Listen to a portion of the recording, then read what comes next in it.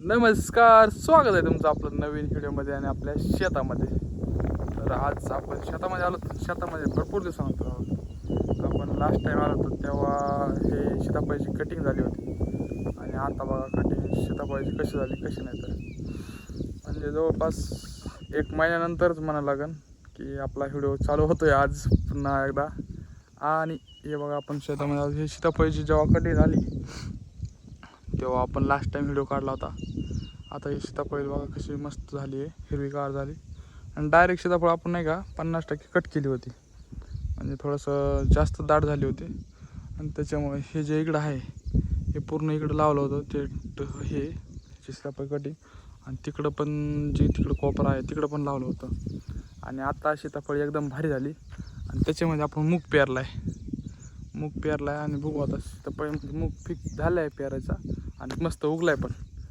तर आणि इकडं सोयाबीन पेरली. हे बघा सोयाबीन ते पण मस्त उगली, एकदम तराट उगली सोयाबीन. आणि तिकडं पण सोयाबीन पेरली, इकडं पण सोयाबीन पेरली.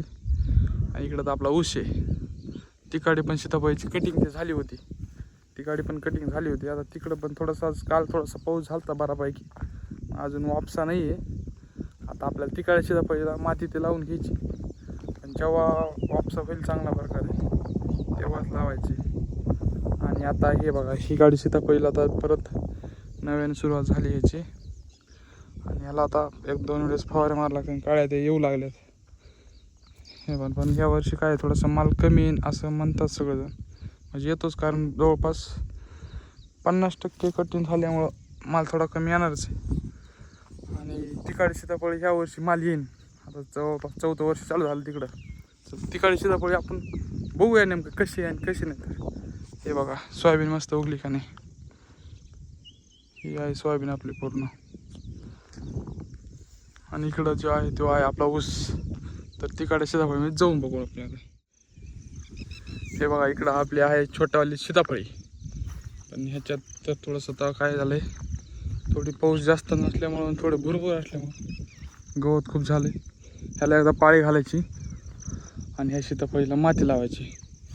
यात वापसा तर नाही होता आजचे दिवस चांगला खळखळ.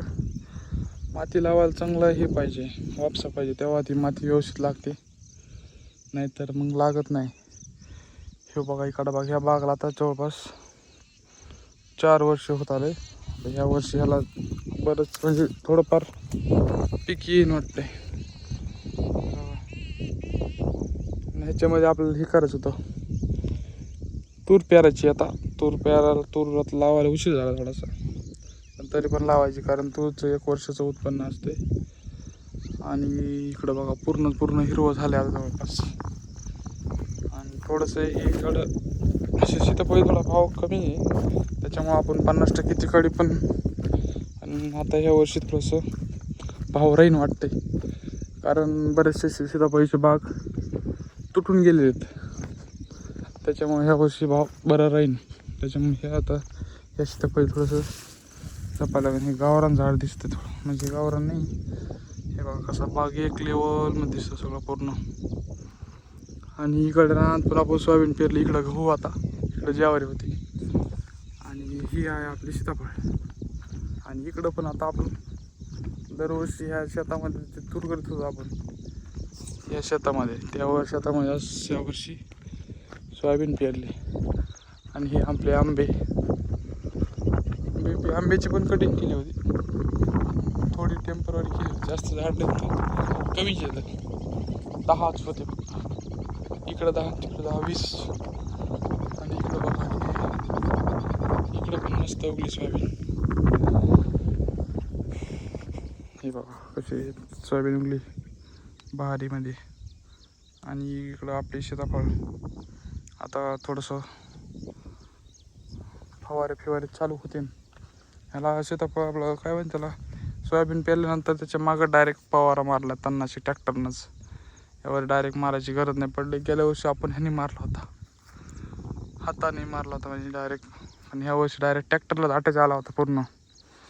तर ह्याच्यात तर काय आज वापसा होईन वाटत नाही, पाऊस चांगल्यापैकी दिसतोय. आणि हे बघा कशी उगली सोयाबीन. इथं आपला बोर आहे, हे बघा बोर आहे इथं. इकडून आपण कनेक्शन आणलं डायरेक्ट. आणि इकडं आहे आपला ऊस, सोयाबीन याच्यामध्ये आहे आपलं. तर आता आपण ऊसाला एक चक्कर मारू, कुठं काय तार फेक तुटली का झटका मशीनची, तर ते चेक करायची गरजेचं आहे. कारण जास्त चक्कर होतात पण थोडं पावसा पाण्यामुळं कमी जास्त चक्कर मारत नाही. आता आपण एकदा ऊसाचं चक्कर मारू पूर्ण, काय तुटले आहे का नाही. तर ऊसाला पण एकदा खत ते मारावं लागेल. तर एकदा माती वापसा चांगला झाला की एकदा ठिबक काढून माती लावावं लागेल. तर बघू चला आता ऊसाकडं जाऊ आपण डायरेक्ट. हे बघा आपण डायरेक्ट आता काय केलेलं आहे, ही जी आहे ही झटका दोरी लावलेली. म्हणजे ही झटका दोरी ही आपला ऊस आहे. ऊस मस्त हिरवा झाला आता. हे वाळा नव्हताच कधी, वाळा होता असं शेवट पण आता मस्त उघड झाला आहे. इकडून डायरेक्ट झटका दोरी लावली आपण, तार लावली नाही. तार काय व्हायला लागली, दुसरी तार जी आहे तार होती आपल्याकडे पहिल्यांदा सुरुवातीला आणली होती तेव्हा, पण ती आता आपण लावली नव्हती. पण आता एकदा ही तार प्लॅस्टिकची दोरी लावली ना, तर हे दोरीने काय होतं की सोपं जाते, थोडीशी गोळा करायला पण मजबूती कमी त्याला थोडी तारेपेक्षा. ती तार वायरची हे बघा आपला ऊस.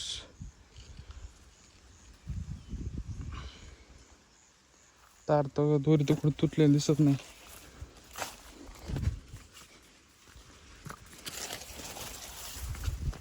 ऊसातला ठिबक गोळा करावा लागेल, पण पाऊसच अजून चांगला वावणी झालं नाही, त्याच्यामुळे तुझा ठिबक गोळा करून काय उपयोग नाही अजून.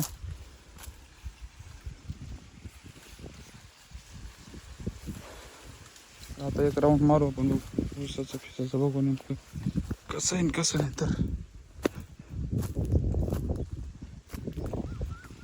हे बघा आपलं पूर्ण ऊस आहे इकडं.